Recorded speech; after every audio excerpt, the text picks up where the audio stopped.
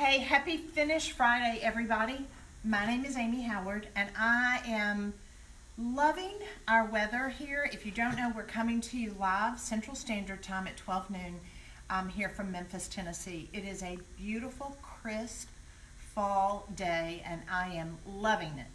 A lot of times when we are looking at what to do on Finish Friday, the whole purpose of this is to be able to educate you, one, how to craft a beautiful life, also to be able to show you how to use the products and how versatile they are, because the majority of you are former dumpster divers like me.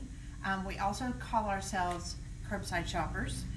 There is nothing more fun than rescuing a piece of furniture on the side of the road. And you've heard me say this many times, but we throw away over 28 million tons of furniture in this country every year. So I am on a mission to help you rescue and restore those pieces of furniture, but along the way, I want to be able to teach you some really cool techniques and fun and simple ways to be able to create different finishes. Now, if you're catching me live, please send me some love. I've got Instagram over here and I've got Facebook here. Send me some love. Let me know where you're from. Tell me you're watching. It just makes me feel the love. It encourages me. And I do need to tell you, next week, Jean and I on Thursday are headed to a trip. We are going out of town because for Jean's birthday, he wanted to go surfing. So we've been married almost 28 years, and he hasn't surfed in 28 years. So it's going to be very interesting. Who knows? I might be doing a video where we are as far as Jean surfing. Won't that be fun? Okay, I'm excited. I'm encouraging him. I'm going to be his cheerleader. Okay, so as far as today, what we're going to be working on, I'm going to show you the difference between cerusing and liming, what it can do. I've got several different colors here. I want to go over that. If that's not something that you've done, I think you could really see the difference in me showing you and how to execute it. There is a right way and a wrong way to be able to put on liming wax or cerusing wax. And then I'm going to take a lighter color. I've got French blue, and I'm going to make up some wax with Vintage Affliction, and I'm going to show you the correct way as far as applying that. You know, a lot of people will say, well, Amy, you tell us all the time you don't have to seal the one-step paint. You're right, you don't have to. If you want to be able to just have it that beautiful matte finish, which is a chalky residue with the calcium carbonate in the paint, you don't have to. But if you want to be able to create a really cool looking finish that's durable and gives your piece a lot more interest, then you can use something like cerusing wax. Now, I'm going to tell you the terminology of cerusing, C-E-R-U-S-I-N-G,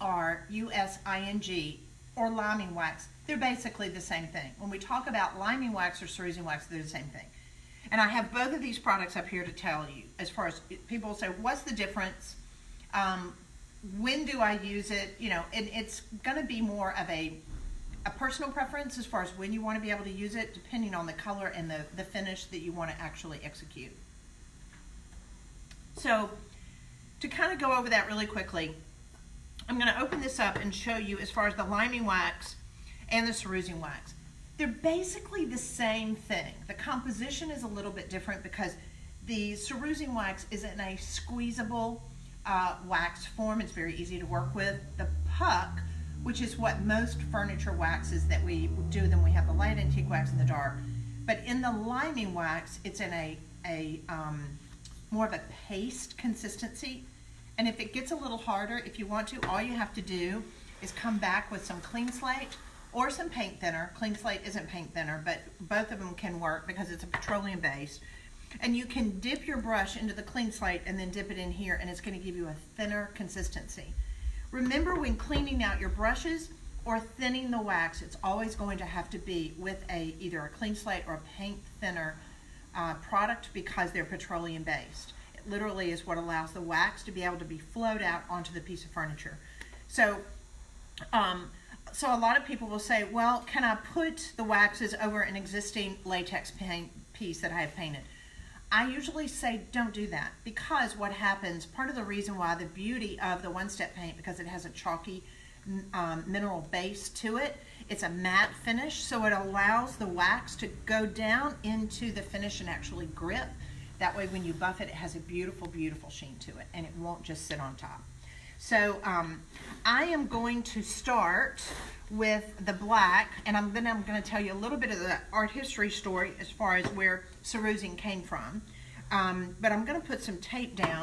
Let me make sure. Did I bring my glasses? Oh, I didn't bring my glasses. Okay, so it's all good. We'll get by. These don't look as good on me, but this person's handing me their purple glasses, so that way at least I could see. So I'll do that for just a second. Okay, please ask me questions. I love this opportunity to be able to connect with our customers and people that use our product. So while I tape this, I want to tell you as far as where cerusing came from. I love learning something every day, and so I love being able to share stories like this with you, because especially if this is something that you're building a business with, and when you're talking to your clients, then that way you can tell them. So cerusing actually came, let's go back to the early 18th, actually mid 17th, 18th century. And the whole vogue thing then was to be paler skin, meaning you didn't work out in the fields, and also to be overweight. I say that I was born in the wrong period of time, because that meant that you could eat, you had a lot of meat, you weren't, vegetables, and that you were part of more royalty. And so they said, they came up with this crazy idea from a cosmetic standpoint, and they mixed up a paste. It was called a cerusing paste, and it had mercury in it. Yes, it had mercury in it. They would slather their face and their neck and their décolleté, primarily women, and that mercury would turn their skin whiter and lighter, because that was what the vogue was. Here was the only other problem with mercury. It made their hair fall out, their eyebrows would fall out, their hair here. Literally the first extensions were born through that whole cerusing process. So, and then they started painting in eyebrows. I just think that's really interesting. But only to tell you this, that as cerusing, as it was popular as a cosmetic thing, then it went into, they started cerusing their furniture. They started liming that same period of time, and they were using it on their floors and furniture and walls. And so now, as history has it, we have this pendulum that we go back and forth as far as what's popular, what's in vogue. Cerusing is in vogue again, definitely. Before I actually show you the execution, I want to show you a piece. Many of you have seen it in my studio here in Memphis, but we have an incredible antique mall right behind us on Summer Avenue, and I found this piece raw. It was oak. I want to just show you, when I talk about historically cerusing, using it on oak and pieces that they did as far as floors and walls and that type thing. Let's get close enough to that they can see it. This piece was raw. This is made out of oak because it has a really heavy, high grain in it. I used better with age, and I came back with the cerusing wax. If you are working on regular wood that's raw, that it's not a painted finish, you can put the cerusing wax down into the grain. When you do that, though, it's important that you come back against the grain, not to do it this way, but go against it. That way it falls down into the grain, and it gives you this glorious, glorious finish. I just love this piece, and I got it for hardly anything at my antique mall. I know the sad thing is when I go there, because a lot of you, if you live in the Memphis area or surrounding area, y'all know when we go, we're incognito. I have my baseball cap on, I've got my cappuccino in hand, and I love going outside because that's where a lot of the treasures are, and I have to dig through stuff. Matter of fact, if I go there this weekend, I will do a Facebook Live, and I'll show you, and I'll tell you what stuff costs and everything. It's fun because when people come to workshops and things here in Memphis, they all go over there. So I promise it's a lot of fun. Okay, so now that I told you the story of the liming and the cerusing, and where that came from, I thought that would be fun. I'm going to show you how to do it. So they will give you the same look. This one's just more of a liquid form. It's a little easier to work with, and the paste, you're going to be able to use it like this, or you can add just a little paint thinner, or you can use the clean slate to thin it. So I've taped this because I want you to see the major transformation of what can take place. Now, I love black with just a little bit of mind your own beeswax on top of it and buff it, little dust of ages, and I think it's amazing. But I've got 3 colors. I've got Vintage Affliction, Black, and A Good Man Is Hard to Find. Everybody knows A Good Man Is Hard to Find is named after my husband, Gene Howard. And if you've met him, you know what a sweetie he is. All right, so I'm going to take a little bit of this Cerusing wax. I'm going to squeeze it on some of this cardboard.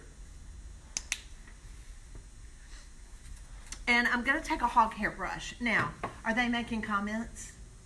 Is anybody asking a question? Not yet. Just send me some love. Is Instagram, are we good? Mm-hmm. Okay. All right, so today we're going over liming wax and cerusing wax. Now, what makes this, I love asking questions too. What makes this white? What makes this wax being white over the Mind Your Own Beeswax, which has beeswax in it? What makes this white? Does anybody know? Everybody can learn from that. So I'm going to wait just a minute and let one of our people answer. Why is this wax white? What's in it? Come on, Facebook. Come on, Instagram. Come on. Anybody? Why is the wax white? Why is it not clear? What's in it that makes it white? Okay, I'll tell you. Calcium carbonate. What is calcium carbonate? Is somebody saying it now? Now they're saying it. Yeah, okay. Calcium carbonate is chalk. It's the same thing as chalk. The wax has the chalk in it. Has a calcium carbonate that allows us to be able to get this look. All right, so I'm going to be using a hog hair brush. It's important when you're doing this to use a round hog hair brush. You're not going to get as good overall finish with using just your regular chip brush like this. I like working with a hog hair like this. So I'm going to load it up. It's important that you get it everywhere. What's the thing that we always do? We offload it. I don't want you to have too much on there. You can always come back and add a little bit more. Now, and I'm also going to use this as a segue.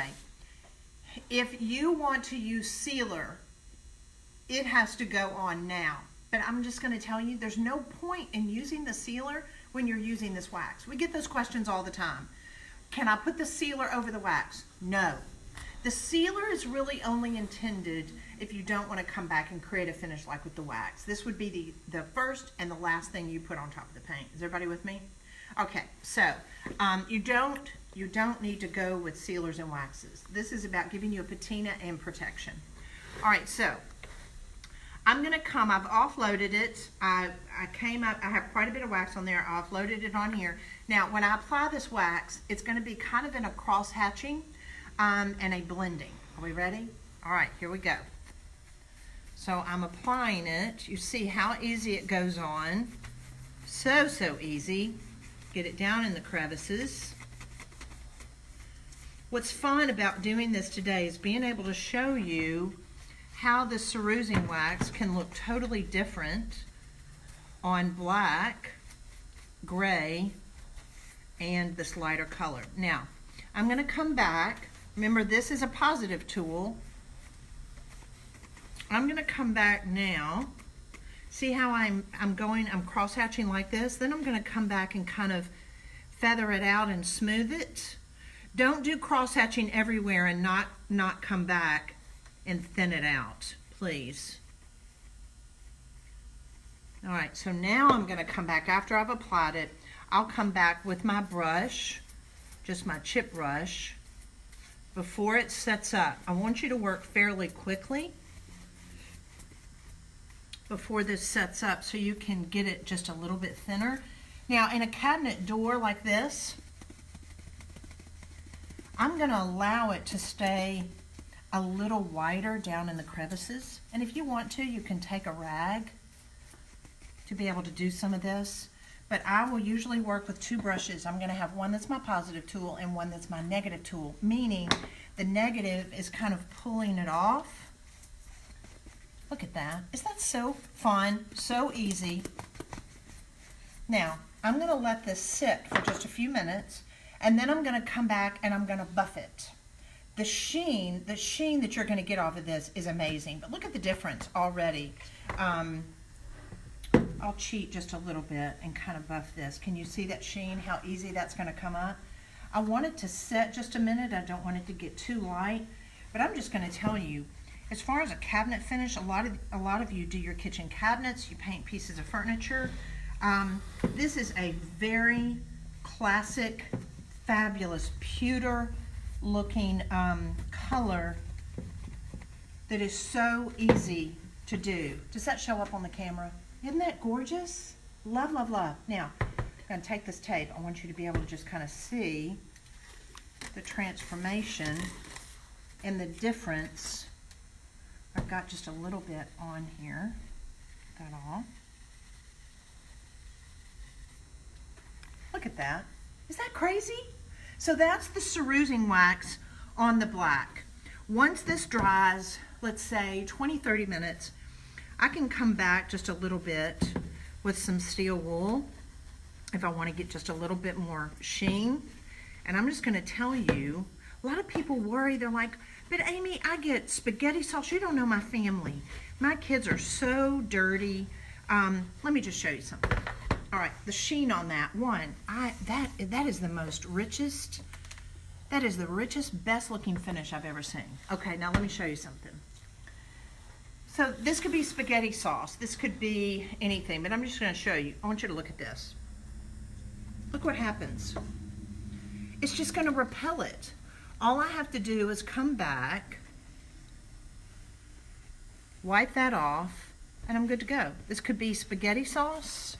This could be, I feel like the ShamWow man, he did stuff. It's like, look, and he does this and this. So it's protected, guys. You don't have to worry about it. That's why there doesn't need to be a sealer on top. I'm gonna have to get some food sometime and get some spaghetti sauce and get some and put that on here and let you see, because I can come back and just wipe it off and it's protected.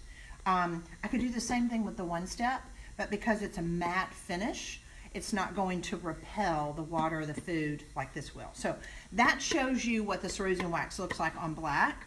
Real quickly, I want to just be able to show you what it looks like on a blue so you can see the difference. Are there any questions? Do y'all love this?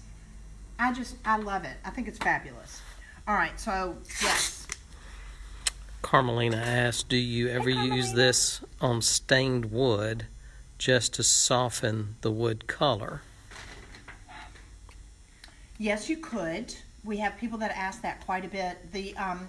Here's the nice thing about this, and doing this on this matte finish and the protection that you get, it's because when you're working with the cerusing wax on another, let's say that already has lacquer. So if you've got oak cabinets or fruit wood cabinets in your kitchen, and they've already got a lacquer or shellac type product over them, polyurethane or whatever, it's not going to bond as much, but yes, you can lighten it a little bit and it's going to give you a really pretty finish. So what I would do is I would go to Habitat for Humanity. I would get a cabinet, Goodwill, something like that. You can get a cabinet door that's similar to yours and then experiment with it so you can see it. Okay? All right, so I want to do this on this blue. I want you to just be able to see the difference. Let me get a longer piece of tape. And if you know someone that that they like rescuing and restoring furniture, share this with them. Share this on your Facebook, so that way they can see what we're trying to do here at Amy Howard. And if you are not part of our before and after group on Facebook, you need to join. Doesn't cost anything. You just go over there and you do a request, and it'll automatically allow you to enter. Because you'll be so encouraged at all of the projects and how people use the product. I'm encouraged and I'm impressed.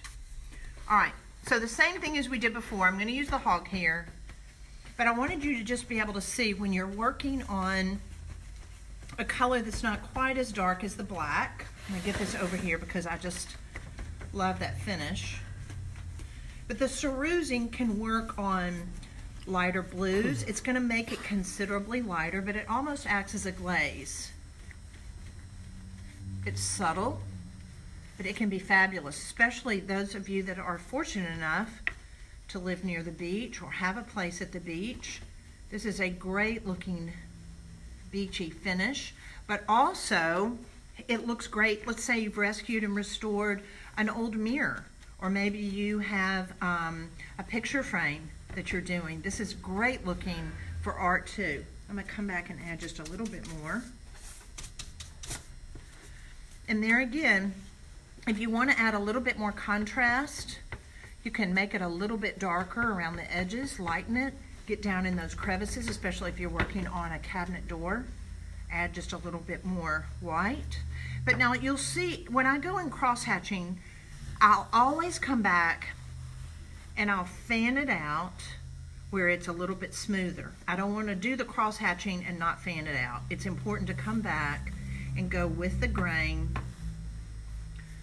So after I apply that, I'll come back. Remember, that was my positive tool. I'm going to come back with my negative tool, soften it just a little bit because I don't want to see the size or the type of tool that I've got. I need to let this dry for about 15 minutes, but I'm going to take this tape off. I want you to be able to see the difference. See the difference? So I don't need matte sealer on this. I don't need anything else. If I wanted to be able to add gilding, I need to do my gilding before I do my wax. The wax is the last thing that you're going to do. And then I do need to let this dry a few minutes, but I just want to be able to show you. I'll just take a lint-free rag and buff it like this. It's going to give me a pretty sheen. There again, just like with my dark black over here, leave it a little bit lighter in the crevices. I think you're going to be much happier with it because look at this. Now, is it protected against food? Yes. Same thing again. You don't have to worry about it. It's an easy cleanup. It's going to protect your cabinet, and you're going to be able to enjoy that for years to come. All right, one last thing I want to be able to just show you. I'll put those here. I think those are fabulous. I have a lighter color. This is actually painted in French blue. And remember, not knowing when people are going to be watching this later, because the sale only goes for a few days, but because we're getting ready to launch 100 colors of the one step, and we'll also have our fan deck that will allow us to be able to mix here in our studio 1,100 colors. It's going to blow your mind. I am so excited. I am seeing some furniture in my future. One of the being painted in My Dragon. It's an incredible blue. I've been so inspired by so many kitchen cabinets in different magazines and stuff that I'm like, I am gonna have these gorgeous blues and greens and everything on my furniture. So that was part of the reason why I developed them. Okay, so let me just show you. I'm gonna take this little container. I can mix this in anything. I'm gonna squirt just a little bit of the clear wax in here because I've got my French blue, and I'll mix up a wax. This is Vintage Affliction, and I'm gonna mix up a wax that's colored to go on top of this. So basically this acts almost like a glazing technique, meaning you have a lighter color and you have a darker color on top. As a rule, I like going from light to dark. So I'm adding just a little bit of the one step. Can y'all see that now? Okay, so I'm gonna mix this up.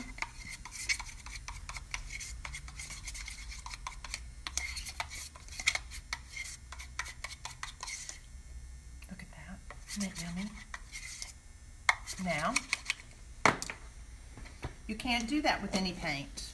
We have formulated these to be able to allow you that kind of versatility. I'm gonna mix that up. It's almost like cooking. I'm going to use my clean hog hair. So load it up because that way you want to make sure it gets in all those bristles. Then you need to offload it to kind of distribute it in your brush. Let me get just a little bit more. And then offload it. The same thing that I did. Well, let me put some tape up so that way you can see the difference.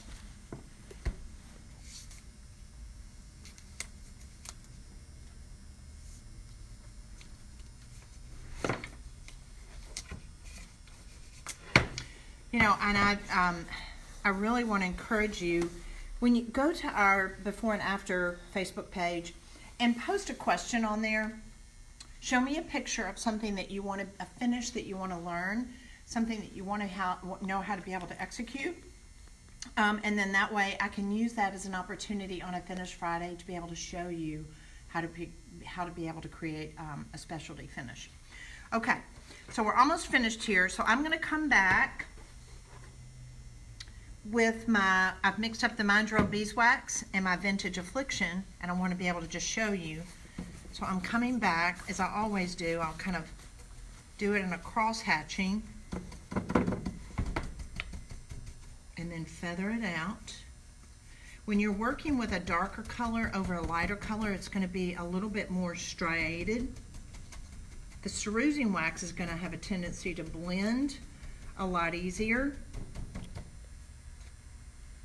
But you're going to have to really be careful. You don't want to go too dark. I tell people, try to go monochromatic. If you've got like a light blue, stay with a darker blue wax. If you've got a lighter gray, go with a lighter gray wax. You can mix the Dust of Ages and the wax together, and it makes a really beautiful pewter wax. All right, so I'm going to come back and soften this just a little bit. I'm going to go with the grain as I'm doing that. I don't want too dramatic of a color. I want it to just be soft. This just adds depth when you're working with the one-step paint. It just adds a little bit of depth, kind of like a glaze.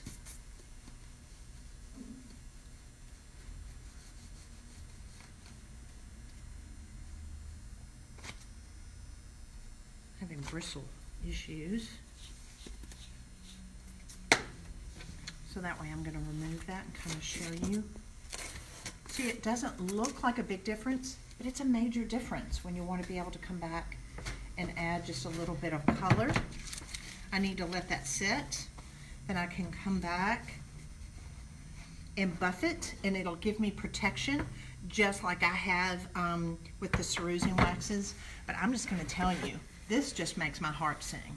Do y'all not love that? I think it's fabulous. So hopefully this explained some questions that we've gotten with customer service and questions that you asked. As far as you don't need a matte sealer when you're working with the waxes. And the whole point, you don't have to seal the one-step paint if you don't want to. It's going to be hardy. It's not going to come off.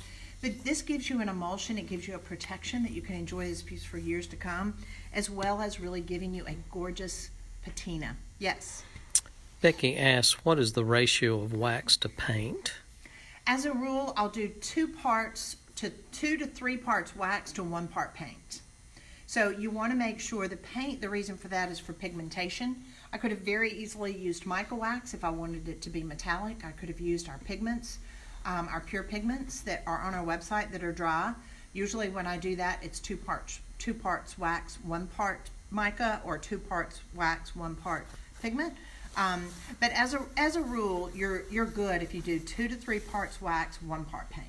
And that's only with the one-step. You can't mix other paints with this. It's not compatible. It's not going to be able to do that. So love that question. That's great. So experiment when you're getting ready to paint your kitchen cabinets or a piece of furniture. Have pieces like this. I love doing the half and half because it allows you to be able to see. It's subtle, but it's also a major transformation. And I want you to know that you can enjoy this. You don't have to worry about upkeep. There's no upkeep. Once you put 1 coat on this, the longer it dries, the longer it cures, the more hardy it's going to get. You can just come back and you can just buff it with a clean rag. If you get food on it, you just wipe it off.